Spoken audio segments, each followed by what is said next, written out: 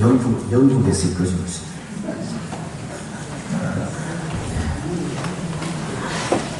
무슨 말씀인지 모르시는 거예요. 오늘 찬양 시작할 때에 김연홍 교사님 아들 오늘은 좀 짧다 싶어요. 좀 더 했으면 좋겠어요. 감사합니다.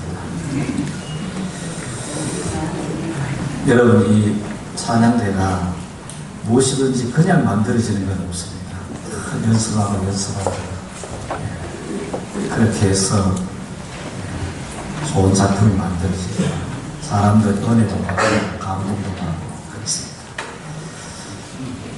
우리 찬양대가 이번에 부활절 연합 예배 때에 예배 찬양을 합니다. 예배 때마다 이렇게 하나님 앞에 영광을 위해서 영으로 애쓰고 또 연습도 하고 하는데 앞으로 큰 이렇게 은혜를 끼치는 찬양을 부를 수 있도록 큰 박수 한번 했으면 좋겠습니다.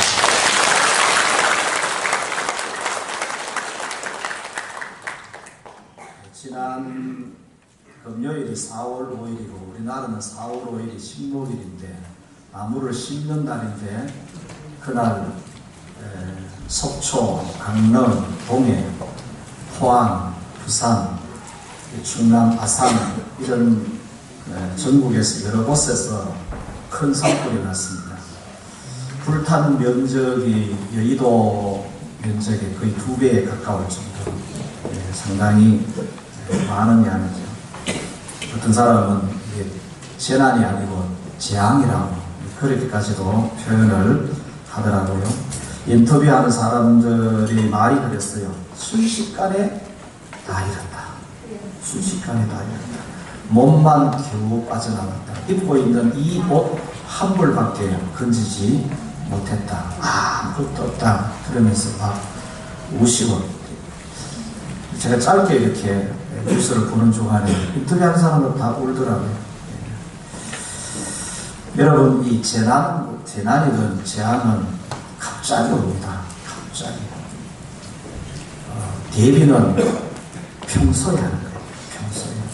평소에 대비가 안 되면 참 어렵습니다. 그래서 예수님께서 이 마가복음 13장부터 계속해서 주의하라, 깨어있으라, 깨어있으라. 따라 주의하라, 깨어있으라. 이런 표현을 예수님이 여러 번 하셨어요. 그러니까 집도 100여 채가 불탔잖아요. 그러니까 얼마나 그 당사자들은 참 힘들겠어요. 빨리 좀 잘 복구가 되었으면 좋겠다 하는 생각이 듭니다. 그런데 우리나라의 모 전 대통령이 식목일날 이런 말을 했다 그래요. 이게 뭐 우스갯소리인지 모르지만은 심과 모으면 많어 이래사서 이랬다는 무슨 말인지 아시죠? 심과 모으면 많어 이래서 그러니까 심는 양보다 타서 없어지는 양이 더 많으니까 좀 절망적일 수 있는데 그럼에도 불구하고 심각해야 됩니다. 또 심해야 돼요. 우리 교회 집사님 한 분이 암 수술을 2번 하셨어요. 눈도 점점 어두워져 가니까 1,000원짜리인지 10,000원짜리인지 50,000원짜리인지도 모르고 돈을 줄 때가 있다. 어른인 줄 알고 인사를 했는데 애들이 웃으면서 지나가는 그럴 때가 많다. 그런데도 감사하려고 애를 쓰는 거예요. 길을 가면서도 이렇게 땅을 보고 길을 보고 가는 게 땅을 보고 간다. 그러면서도 이렇게라도 걸을 수 있는 것이 감사하다.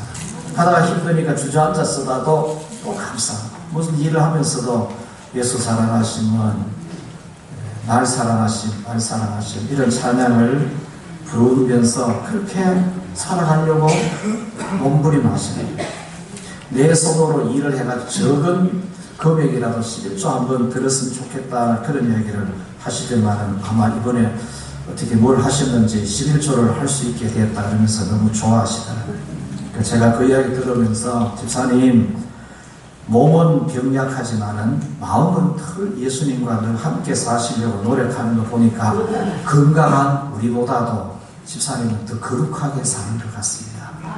그러니까 내일 걱정하지 말고 오늘 하루하루를 그렇게 감사하며 그렇게 사십시오.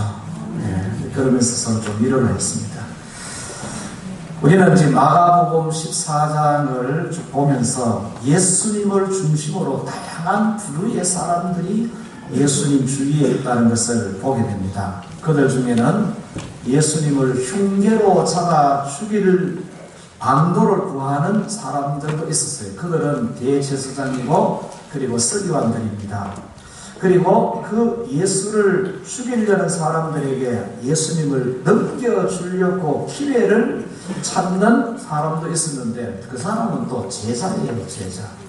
그리고 본문 뒤로 가면은 예수님을 저주하며 부인하는 사람도 있는데 역시 그도 제자 중에 한 사람입니다. 시몬 베드로죠. 그리고 예수님이 잡혔을 때 다 예수님을 버리고 도망가는데 그들도 제자들입니다. 그리고 예수를 상대로 해서 침뱉고 주먹으로 치고 손바닥으로 치고 거짓 증언하고 조롱하는 무리들이 많습니다. 예수님 주위에 다양한 부류들이 있는데 다 예수님을 좀 표현이 어째서 모르겠어요. 예수님을 못 잡아먹은 사람들이고 또 예수님을 지극히 사랑하는 것 같은데 다 자치 살겠다고 도망가고 부인하고. 그런데 그 중에서 순전한 나도 한류를 예수님께 부어드리면서 예수님의 장례를 미리 준비하는 일로 예수님께 좋은 일을 하는 사람도 있었어요. 예. 근데 이 사람은 이름 없는 여인이었습니다. 여러분, 나는 예수님에게 어떤 사람입니까? 나는 예수님을 어떻게 대하고 있습니까? 제사장이나 서기관들은 이 사람들은 누가 세웠습니까? 이 사람들을 왜 세웠습니까? 예수님께 좋은 일을 하라고 세운 자들입니다. 예수님의 제자들은 누가 제자로 세웠고 왜 제자로 세웠습니까? 예수님께 좋은 일을 하라고 세운 거죠. 그런데 오늘 14장을 통해서 보면은 실제로 예수님께 좋은 일을 한 사람은 직분 있는 사람도 아니었어요. 그냥 이름 없는 한 여인이었어요. 이름 없는 여인. 예수님께 좋은 일을 하는 것은 제사장이라는 직분, 서기관이라는 직분, 제사라는 직분이 아니라도 얼마든지 할 수 있다. 직분 없이도 얼마든지 할 수 있다는 것을 우리에게 보여주는 것이죠. 오늘 우리 장로님도 기도 중에 그런 표현을 선거에 관계되어 좀 표현했습니다만 저는 짧은 목회를 하면서 하나 깨달은 것이 있습니다. 교회의 직분은 하나님께서 교인들을 통해서 세워주시면 부족하지만 순종하는 마음으로 최선을 다해야 됩니다. 그러나 되려고 얻으려고 시키려고 그렇게 욕심낼 일은 진짜 아니다. 왜냐? 그것없이도 예수님께 좋은 일을 할 수 있는 사람이 많고 할 수 있는 일들이 너무 많기 때문에. 근데 오늘 우리가 본문 마가복음을 통해서 볼 때는 예수님 주위에 있는 직분을 받은 자들이 오히려 예수님을 더 힘들게 하는 모습을 볼 때 다는 아닙니다. 진짜 훌륭하신 분이 많지만은 이것 없이도 주님을 위해서 좋은 일은 얼마든지 할 수 있다. 오늘 본문의 내용은 겟세마네에서 기도하시는 예수님의 모습입니다. 그런데 이제까지 볼 수 없었던 아주 연약한 예수님의 모습, 지극히 인간적인 예수님의 모습을 보게 됩니다. 33절에 보시면은 심히 놀라시며 슬퍼하사 이렇게 말씀합니다. 심히 놀라시며 슬퍼하사, 이것을 다른 성경에는 공포와 깊은 번민에 쌓여 또는 큰 근심과 깊은 번민에 쌓여 이렇게 번역을 했습니다. 아주 두려워하면서 깊이 고민하는 그런 모습으로 표현합니다. 여러분, 예수님은 지금까지 누구도 두려워한 적은 없어요. 그런데 오늘 본문에서는 예수님이 이제까지 보지 못했던 연약한 모습을 보게 됩니다. 34절에도 제자들에게 이렇게 말씀하죠. 내 마음이 심히 고민하여 죽게 되었으니 죽음을 생각할 정도의 어떤 깊은 고민에 빠진 예수님. 여러분, 예수님께서 스스로에 대해서 죽게 되었다. 실제적으로 죽게 될 형편, 예를 들어 갑자기 막 풍랑이 일어나가지고 배가 물에 잠길 막 이런 위기가 와도 예수님은 공원에서 그냥 죽으시는 그런 아주 여유가 있는 분인데, 그런데 오늘 예수님께서는 두려워하시면서 죽게 되었다고 표현할 정도의 연약한 모습을 보여주고, 그리고 35절에는 조금 나아가서 땅에 엎드려 될 수 있는 대로 이때가 자기에게서 지나가기를 기도하시는 모습을 봅니다. 여러분, 이 장면은 창조자 앞에 엎드린 피조물의 한 모습을 보여주시는 거죠. 예수님은 분명히 예수님 스스로가 창조자예요. 예수님은 하나님이시잖아요. 그러심에도 불구하고 창조자 앞에 엎드린 피조물의 모습을 보여줍니다.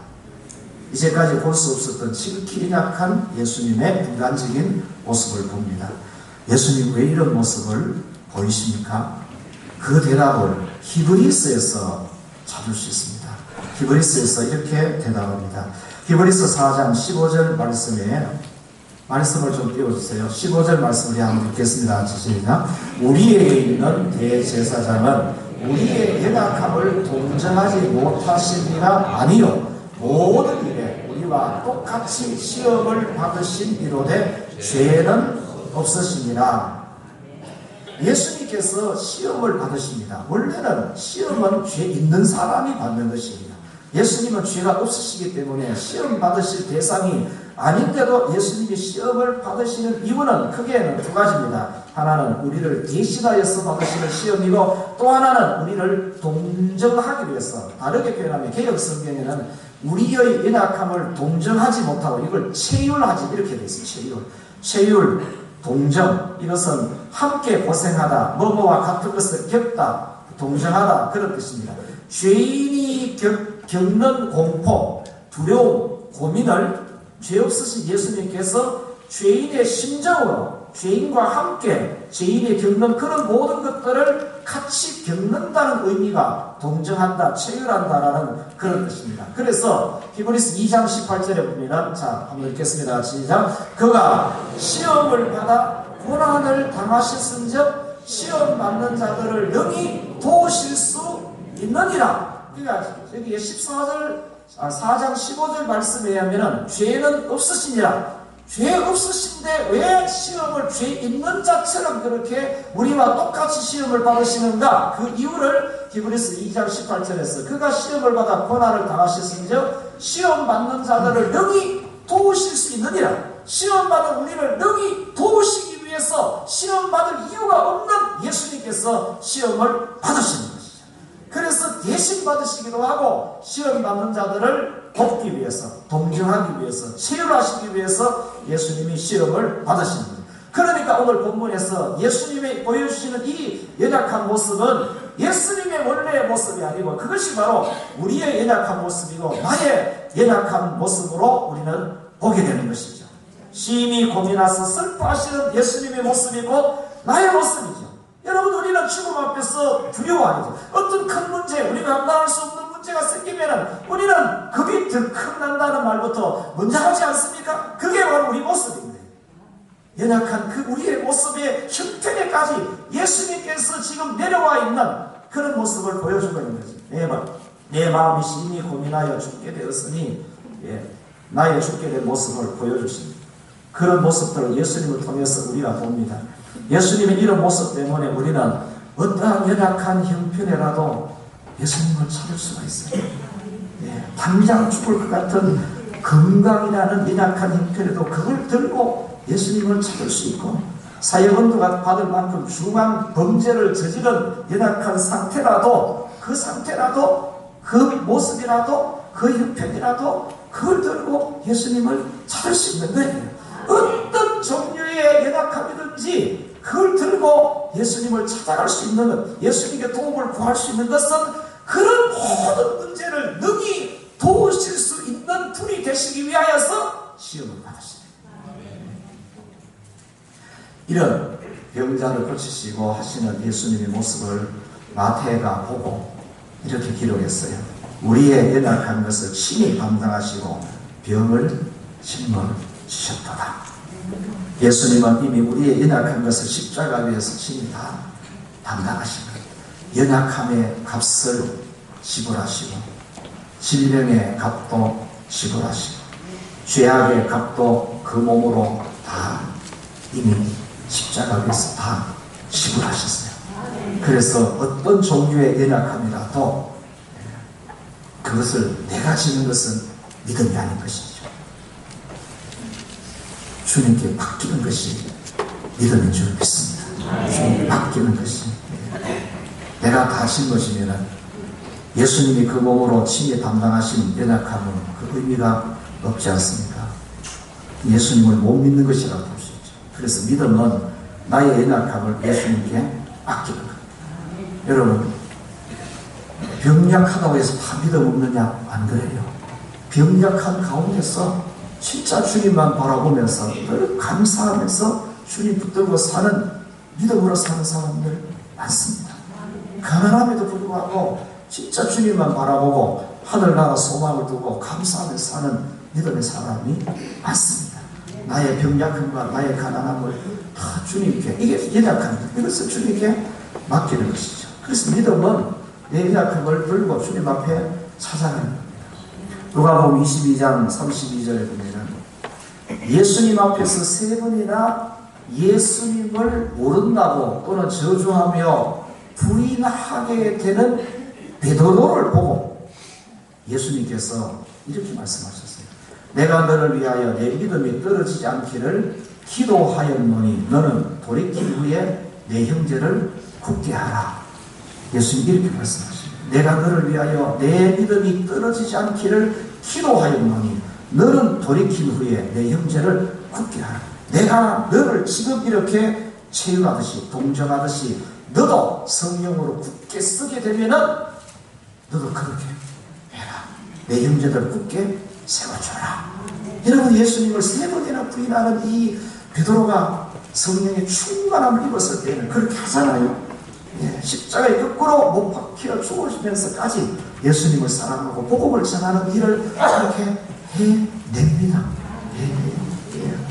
그러니까 우리 연약함을 담당해 주시는 예수님이 얼마나 감사하죠. 여러분, 히브리서 5장 7절 말씀해 보시면은 그는 육체에, 히브리서 5장 7절도 좀 띄워주세요. 그는 육체에 계실 때 자기를 죽음에서 능히 구원하실 이에게, 한번 따라해요.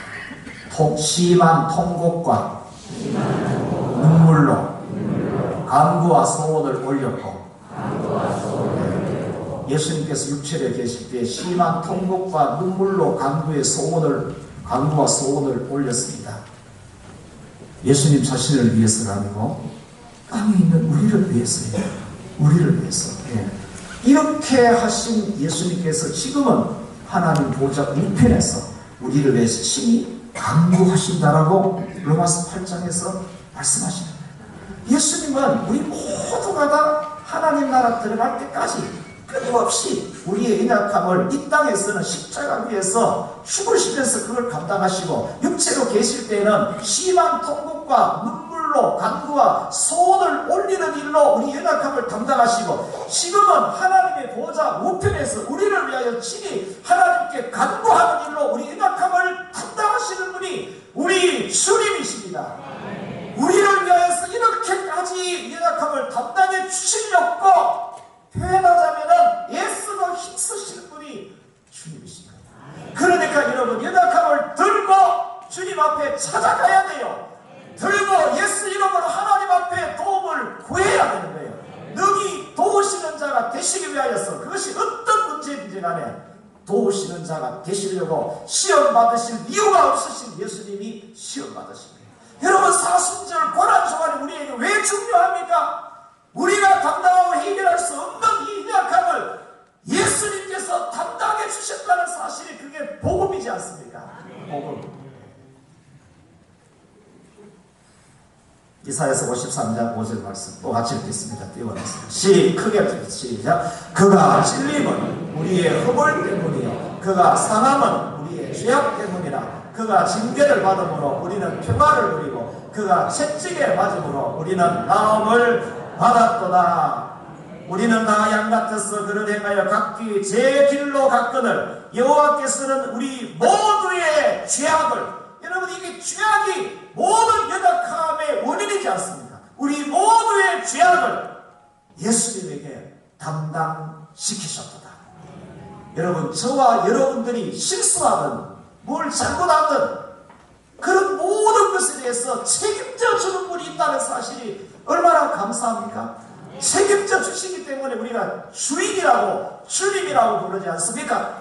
옆 사람에게 물어봤어요. 예수님이 당신에게 진짜 주님입니까? 이렇게 물어봤어요.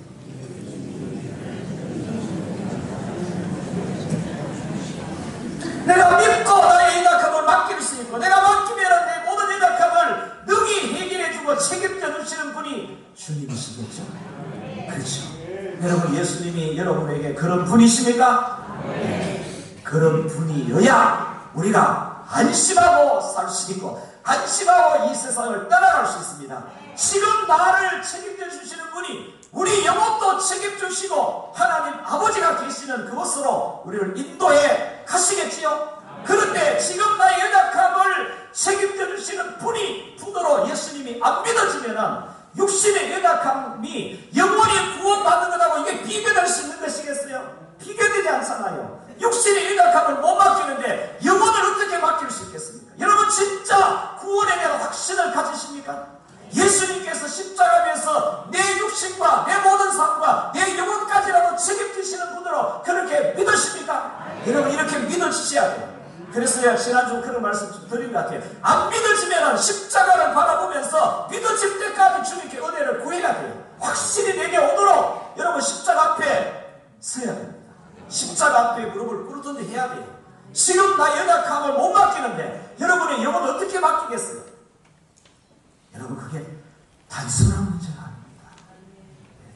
세월 간다고 해결되는 문제가 아니에요. 예수님이 허물의 값, 죄악의 값, 징계의 값, 채찍의 값을 2000년 전에 십자가에서 값을 다 지불하셨습니다. 계산 다 끝냈습니다. 값을 지불한 영수증이 이런 말씀이에요.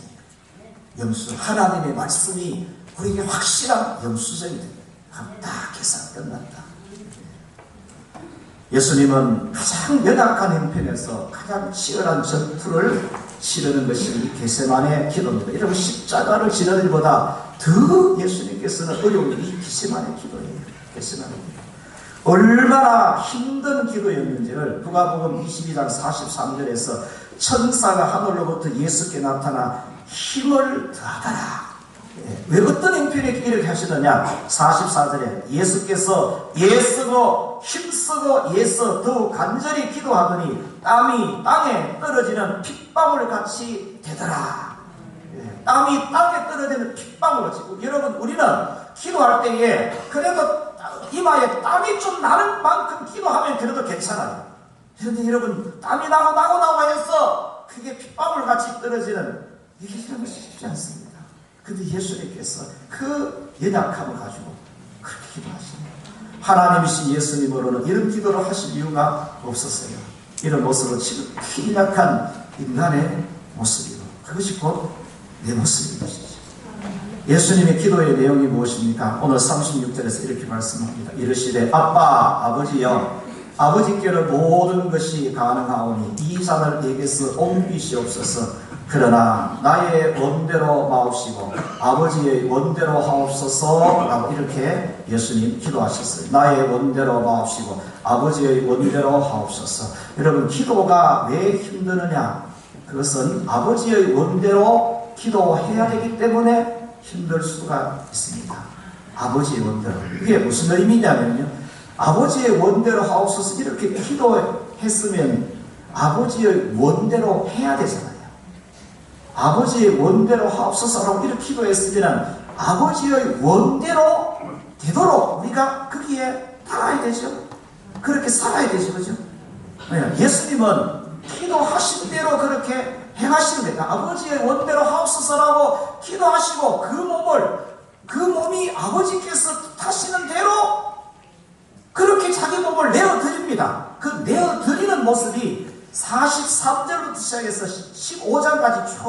해결되는 것이, 그것이 예수님께서 십자가에서 내가 다 이루었다라고 선포하실 때까지 그 모습을 우리가 쭉 보시면은 아버지께서 원하시는 대로 하옵소서라는 그 기도를 이루기 위하여서 예수님께서는 여러분 얼마나 많은 것들을 참으시고 하시는지 모릅니다.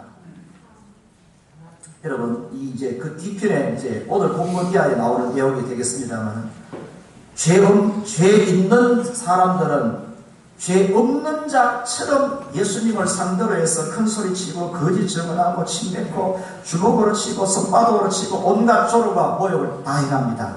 그런데 진짜 죄 없으신 예수님은 죄수처럼 아무런 대꾸도 반응도 하지 않으시고 입도 열지 않으시고 그냥 당하기만 합니다. 그냥 당하기만 해요. 왜 그렇게 하십니까?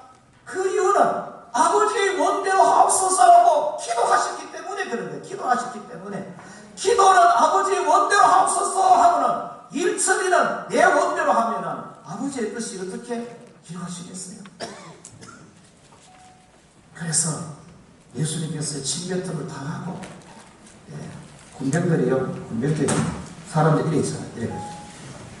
수건을 얼굴을 가려가지고 누가 때렸게 이렇게 조롱하는 거예요.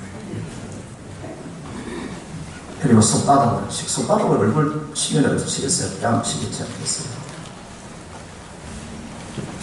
근데 예수님께서 아무런 대꾸도 안 하세요. 왜 그러냐? 내 원대로 처리하면 아버지의 원대로 하옵소서, 이 말씀이 이루어질 수가 없어요. 여러분, 질문 한번 해보겠습니다.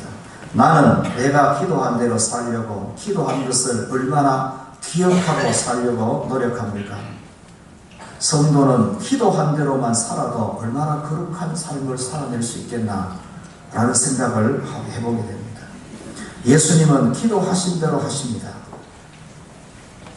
부족하지만 우리도 기도한 대로 한번 살아보려고 결단 한번 하십시오. 37절 이하에서 예수님과 예수님의 제자들의 모습에 너무 다른다는 것을 우리가 보게 됩니다. 37절에 보면은 제자들이 자고 있습니다. 베드로에게 예수님이 이렇게 말씀하시죠. 시몬아, 자느냐? 내가 한 시간도 깨어 있을 수 없더냐? 이렇게 말씀합니다. 한 시간도 나와 함께, 내가 기도하고 있는 동안에 너 한 시간이라도 깨어있어 나와 함께 기도할 수 없더냐? 이렇게 말합니다. 여러분, 이게 이제 베드로의 연약함입니다. 베드로가 예수님을 3번 부인했다. 그것도 연약함이지만은 예수님이 기도하는 그 시간에 함께, 예수님과 함께 한 시간도 기도하지 못하는 것이 이게 베드로의 연약한 것처럼 오늘날도 마찬가지예요. 우리도 마찬가지입니다. 한 시간도 기도할 수 없는 게 그게 우리 연약함이에요. 우리가 이 말씀을 볼 때 하루에 1시간 이상 기도 안 하는 분은 회개해야 돼요. 아멘도 안 하시죠. 진짜 회개해요. 우리가 뭘 회개해야 됩니까? 예수님께서 사순절을 보내면서, 사순절 보내면 새벽 기도도 안 나오는 사람은 더 많이 회개해야 돼요.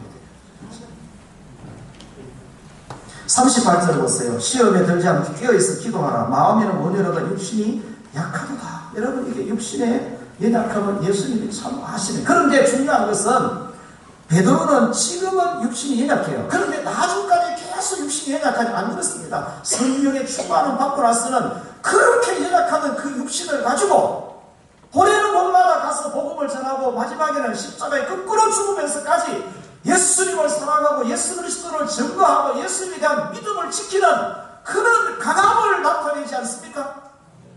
그렇지, 그죠? 40절에 보시면은 40절에 그들의 눈이 심히 피곤함이라 그랬습니다.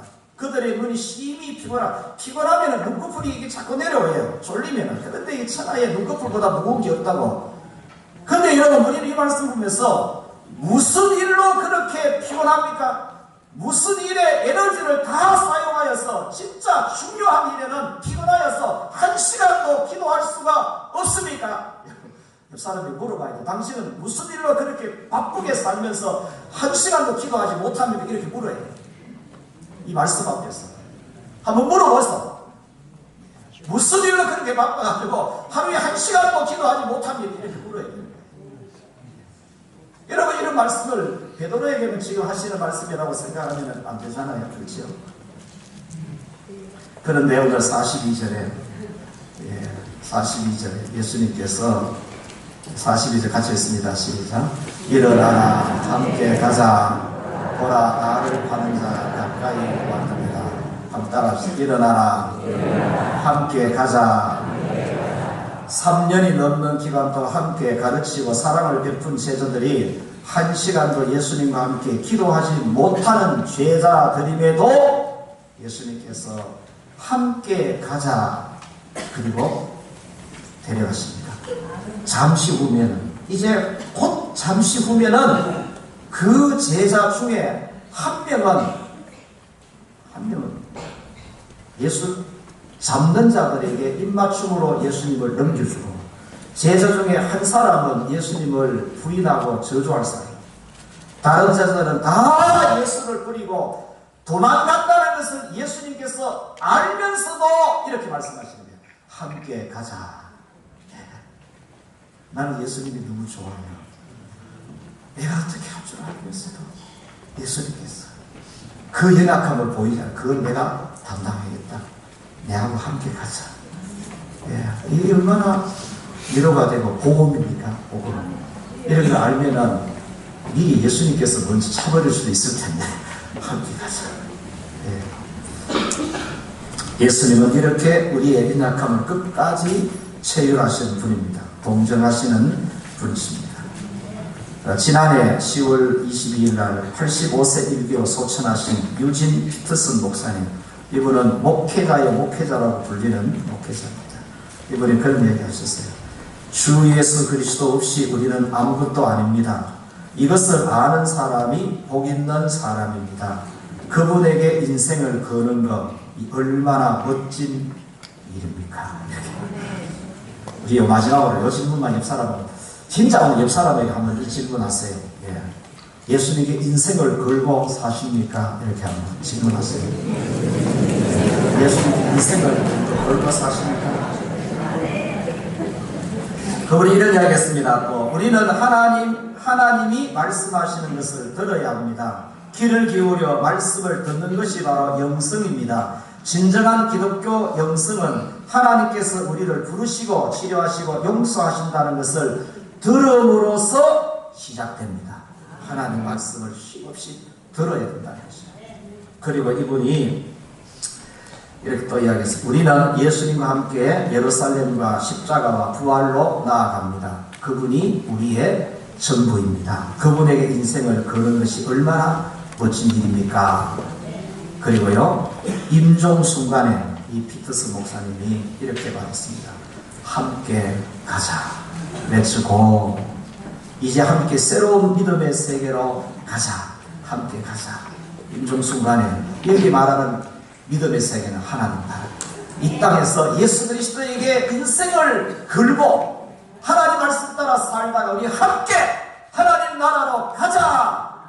여러분, 예수님께서 왜 우리 연약함을 친히 동정해 주십니까? 함께 그분이 가 계시는 하나님 보좌 우편으로 우리를 데려가시기 위해서 우리 연약함을 친히 그 몸으로 동정해 주신 것이잖아요.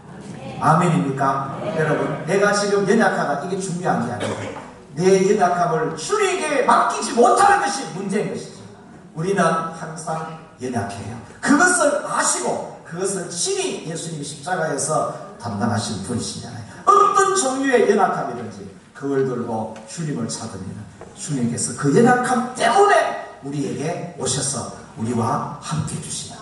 당신의 강하심으로 우리를 세워주시는, 우리 찬송가 563장에 그 찬양을 준비하신 바랍니다. 563장 가사 3절에 보면은 내가 연약할수록 나를 더욱 귀히 여기시고, 내가 연약할수록 나를 더욱 귀히 여기시고. 그렇죠.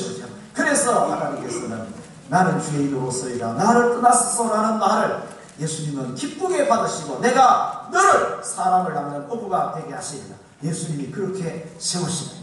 여러분, 우리는 강함을 자랑하는 것이 아니라 약함을 자랑할 줄 아는 것이 그리스도의 강함을 덧입는 일인 줄 믿습니다. 오늘은 이 찬양을 좀 했으면 좋겠습니다. 말씀 기억하시면서 주는 완전합니다. 주여 우린 연약합니다. 우리는 오늘을 힘겨워합니다. 주님 우린 넘어집니다. 이런 찬양을 좀 하도록 하겠습니다. 가사 생각하며 찬양합니다. 금금 준비해 주시기 바랍니다. 주여 우린 연약합니다. 우린 오늘 힘겨워합니다. 주를 이루며 살기에 부족합니다. 우린 연약합니다. 주여 우린 넘어집니다. 주여 우리 넘어집니다. 오늘 하루도 실수합니다. 주의 권면을 구하니 죄인입니다. 우리 주만 바라봅니다. 한없는 주님의 은혜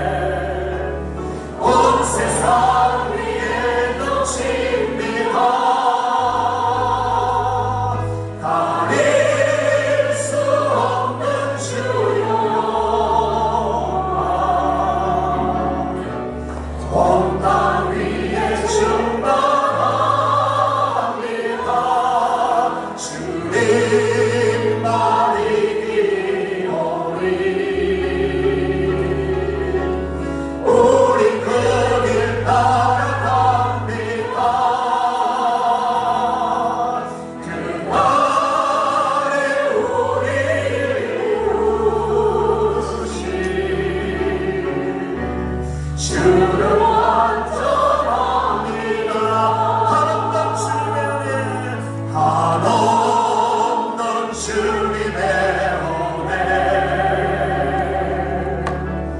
온 세상 위에 넘칩니다. 가릴 수 없는 주의 영광